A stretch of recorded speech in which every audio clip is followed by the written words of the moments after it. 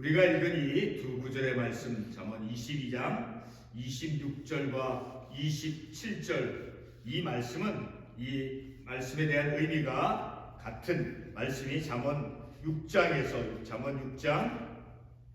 1절에서부터 5절까지의 말씀에 보게 되면, 특별히 잠언 6장 1절에 보게 되면, 내 아들아 내가 만일 이웃을 위하여 담보하며 타인을 위하여 보증하였으면, 자, 이 말씀을 보게 되면 5절도 보게 되면, 노루가 사냥꾼의 손에서 벗어나는 것 같이 새가 금을 치는 자의 손에서 벗어나가 스스로 구원하라. 그러니까 보증에 대한 것을 경고하고 있는 거예요. 보증하지 말 것을. 자, 보증하였으면 6절 하반부에 6장 1절 하반부에 보증하였으면, 그래서 어떤 어려움이 직면이 되어지는가, 어떤 어려움에 직면이 되어지는가. 2절에 보게 되면 내 입의 말로 내가 얽혔으면 내 입의 말로 인하여 잡히게 되었느니라. 또 3절에 내 이웃의 손에 빠졌은지 이같이 하라.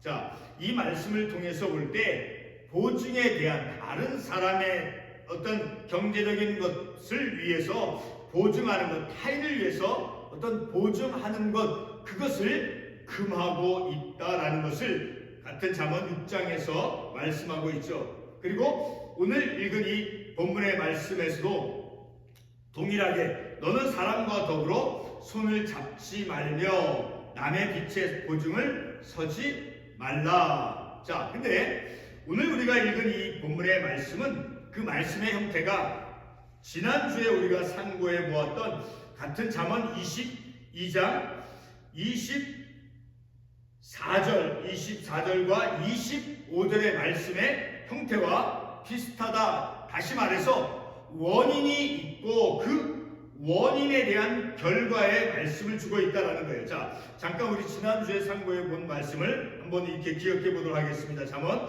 22장 24절과 25절 봅니다.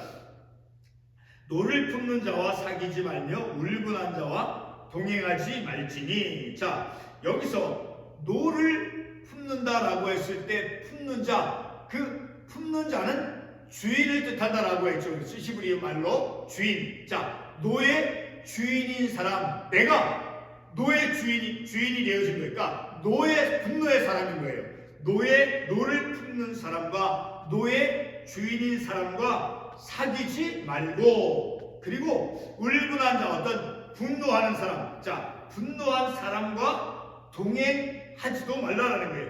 노를 품는 자와 사귀지 말고, 그리고 울분한 자와 분노하는 자와 동행하지 말라. 근데 만약에 그들의 행위를, 분노하고 노를 품고 노의 주인으로서 삶을 살아간 그러한 사람들의 행위를 본받게 되어지면, 25절에서 그의 행위를 본받게 되어지면 너의 영혼이 올무에 빠뜨려질까 두렵다는 거예요. 올무가 무엇입니까? 어떤 새나 동물을 잡기 위해서 놓는 덫이지요. 자, 그 덫에 걸린 새나 동물은 생명을 빼앗기죠. 그와 같이 노의 주인이 되어서 노를 품는 자와 울분한 자와 동행하게 되면, 그래서 그의 행위를 따라하게 되어지면 너의 영혼이 생명을 잃게 되어진다라는 거예요.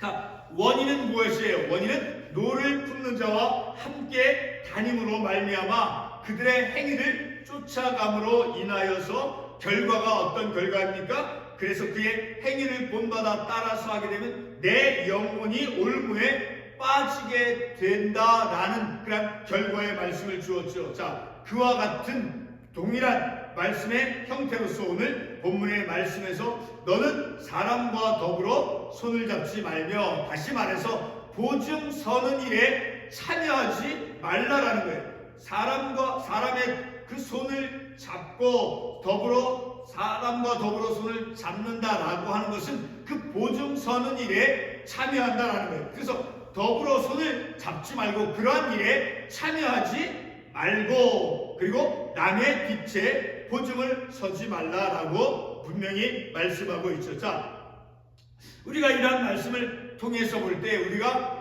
경계해야 될 것, 이런 말씀, 잠언의 말씀을 통해서 우리가 깨닫는 것은, 오늘 이 아침에 우리가 이러한 말씀, 또 우리가 오래전에 말씀을 가난한 자에 대해서 우리가 말씀을 상고해 보았던 것처럼 우리가 삶을 살아가면서 사람들과의 관계를 맺어가면서 우리가 어떤 사람을 모르는 사람을 만나고 알게 되었을 때 때로는 그 사람과 어떤 계속적인 관계를 맺고 삶을 살아갈 경우가 있죠. 자, 그래서 우리가 삶을 살아가는데 우리의 사람들과의 관계 속에서 우리가 절대적으로 경계해야 되고 그리고 피하고 그리고 금해야 할 것이 있다라는 것을 잠언의 말씀을 통해서 우리가 깨달을 수 있다라는 거예요. 그래서 예를 들면 우리의 일상적인 삶 속에서 조금 전에 제가 말씀을 드렸지만 어떤 사람을 새로운 사람을 우리가 만나서 알게 되면 그래서 때로는 그 사람과 계속적인 관계를 맺고 우리가 삶을 살아가죠. 그런데 잠언 21장 17절의 한 경우를 예를 들어서 생각을 하게 되면 잠언 21장 17절에 이런 말씀이 나와요. 제가 말씀을 읽도록 하겠습니다. 연락을 좋아하는 자는 가난하게 되고 술과 기름을 좋아하는 자는 부하게 되지 못하느니라. 자, 이 말씀을 보게 되면 연락을 좋아하는 자, 술과 기름을 좋아하는 자는 그들은 가난하게 되어지고 부하게 되지 못한다라고 말씀하고, 그러니까 어떤 사람들입니까? 연락을 좋아하고 술과 기름을 좋아하는 사람은 향락을 즐기는 사람들이다라는 거예요. 향락을 즐기는 사람. 자, 그런데 그 향락을 즐기는 사람인데 연락을 좋아하고 술과 기름을 좋아한다라고 말씀하고 있죠. 잠언 21장 17절에서 여기서 좋아한다라고 하는 자, 그 좋아하는 자라고 하는 그 히브리어로 말로 말하면 오헤브라고 하는 말인데 그 말은 어떤 뜻이냐면 좋아하는 자, 여기서 이 잠언에 나오는 잠언 21장 17절 방금 읽은 이 좋아하는 자라고 하는 한글로는 좋아하는 자이지만 그 히브리어는 오헤브라고 하는 말인데 그 말은 어떤 뜻이냐면 집착하여 떨어질 줄 모르며 중요하게 그러니까 집착해서 그것에 대해서 분리되어지거나 그것을 떠나지 못해서 이제 떨어질 줄 모르게 좋아하는 자라는 거니까 어떤 것에 집착하여 그것을 즐기는 자라는 거니까 우리말로 표현하면 어떤 중독과 같은 그러한 성격, 그러한 성질이 있는 말이 바로 좋아하는 자, 히브리어로 오헤브라고 하는 말인 거예요. 어떤 것을 집착해서 떨어질 줄 모르게 좋아하는 자가 바로 잠언 21장 17절에 나오는 좋아하는 자라는 거예요. 어떤 것을 연락을 좋아하는 자, 술과 기름을 좋아하는 자, 바로 그러한 사람들은 가난하게 되어진다라는 거예요. 그러니까 그런 향락을 즐기는 사람들인데, 그래서 향락을 즐기는 사람들과는 그들과 어떤 만남이나 어떤 교제를, 그들과 가까이에서는 안 될 것을 경계할 것을 또한 우리에게 교훈해 주는 말씀이죠.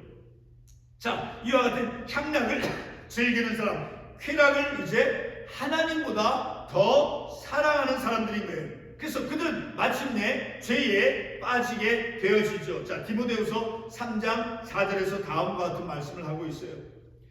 배신하며 조급하며 자만하며 쾌락을 사랑하기를 하나님 사랑하는 것보다 더하며, 그러니까 연락을 좋아하는 자, 잠언 21장 17절에는 그리고 술과 기름을 좋아하는 자, 그 연락과 술과 기름을 좋아하는 자는 그들은 어떤 사람들이에요? 하나님보다 그 쾌락, 즐거움을 하나님보다 더 사랑하는 자들이다라는 거예요. 그런데 결과적으로 그들은 죄에 빠질 수밖에 없지요.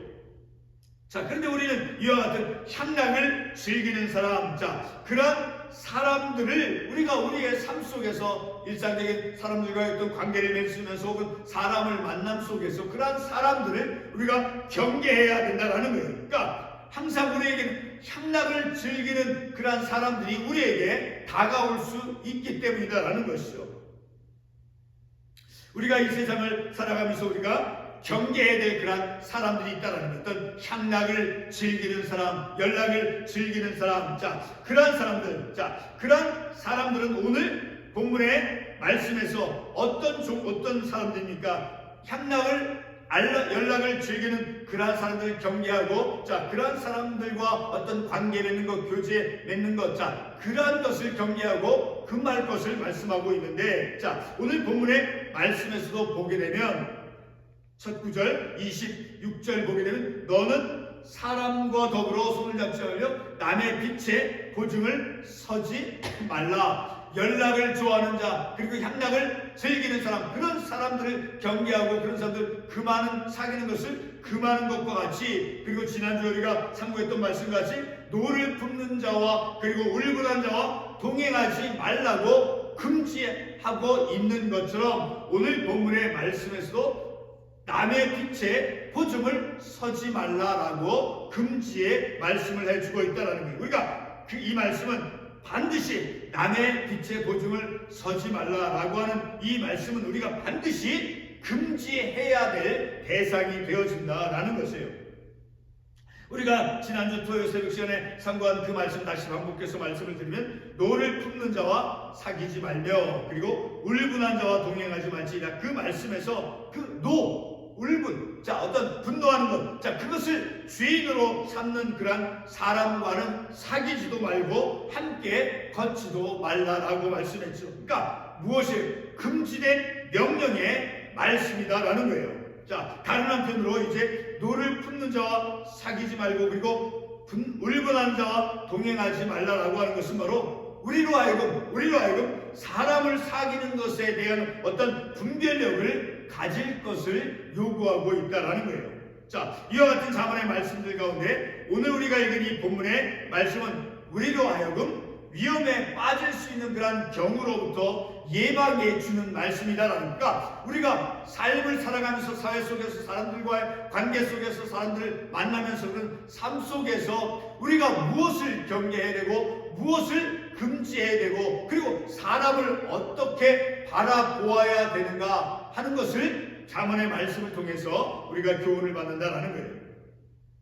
지난주 말씀에서는 이제 노를 품는 자와 사귀거나 그리고 울분한 자와 이제 동행하였을 때 어떤 결과가 온다라고 이제 자문 22장 25절에서 말씀했습니까? 바로 노를 품는 자, 바로 분노가 주인이 되어서 사는 사람을 본받으면 영원히 올무에 빠지게 된다, 생명의 파멸을 가져온다라고 그런 위험에 처한다라고 말씀하였죠. 오늘의 본문의 말씀도 24절, 지난주 보았던 24절과 25절과 동일한 그러한 형태의 말씀이죠.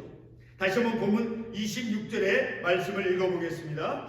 너는 사람으로 더불어 손을 잡지 말며 남의 빛에 보증이 되지 말라. 자, 남의 빛에 보증 서는 일을 금하고 있는 이 말씀, 자, 이 구절은 이 말씀에서 어떤 말씀을 강조하고 있습니까? 손을 잡지 말며라고 말씀하고 있죠. 자, 손을 잡지 말며라는 그 말씀으로 보증을 서지 말라라고 금지의 말씀을 하고 있죠.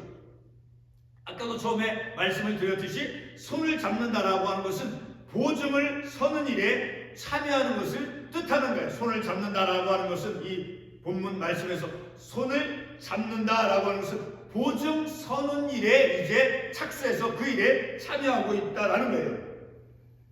27절 말씀에서 보게 되면 그것에 대한 결과의 말씀을 주고 있죠. 27절 말씀 다시 한번 읽어봅니다. 만일 갚을 것이 없으면 보증을 서서, 그래서 이제 그 갚을 것이 없으면 어떤 결과가 초래되어진다라고 말씀하고 있습니까? 내 눈 침상도 빼앗길 것이라. 내가 어찌 그리하겠느냐. 자, 그러니까 이건 결과의 말씀인 거예요. 결과. 원인은 뭐예요? 그 남의 손에, 자, 26절에 너는 사람과 더불어 손을 잡지 말며 다시 보증 서는 일에 참여함으로 말미암아 그 결과가 내 누운 침상도 빼앗기게 되어진다는 거예요. 그것을 갚을 것이 없으면, 갚을 돈이 없으면 내 누운 침상도 빼앗길 것이라.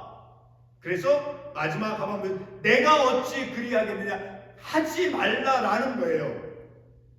결과는 바로 내 누운 침상도 빼앗긴다라는 거예요. 그러니까 이렇게 남의 빛에 이제 보증을 서는 일이 얼마나 어리석은가라는 것을 우리가 이 말씀을 통해서 알 수 있는 거죠. 자, 여기서 본문 마지막 이 9절 말씀에서 침상이라고 하는 것은 우리의 일상적인 생활에서 잠을 자기 위한 그런 가장 기본적인 필수품이죠. 그렇죠? 가장 기본적인 우리들의 생활 속에서 잠을 잘 때 가장 중요한, 가장 기본적인 그런 필수품이죠. 자, 그런데 그와 같은 가장 기본적인 침상을 빼앗긴다라고 하는 것은 그 의미가 어떤 의미겠습니까? 바로 기초 생활에 침해를 당하는 것이죠. 그러니까 비참함을 의미해 준다라는 거예요. 다른 사람의 손을 잡고 그 보증 선의에 참여를 하게 되어서, 그래서 네가 갚을 길이 없으면, 갚을 것이 없으면 내 누운 침상마저도 빼앗길 것이라. 그러므로 그것을 행하지 말라는, 내가 어찌 그리 하겠느냐. 가장 기본적인 그런 생활, 그것도 이제 손해를 보게 되어진데, 침해를 당하는데 그것을 어찌 행하겠느냐라는 것이에요. 그러니까 만약에 보증을 선다라고 하면 27절 이 말씀이 결과절이 되는 거예요.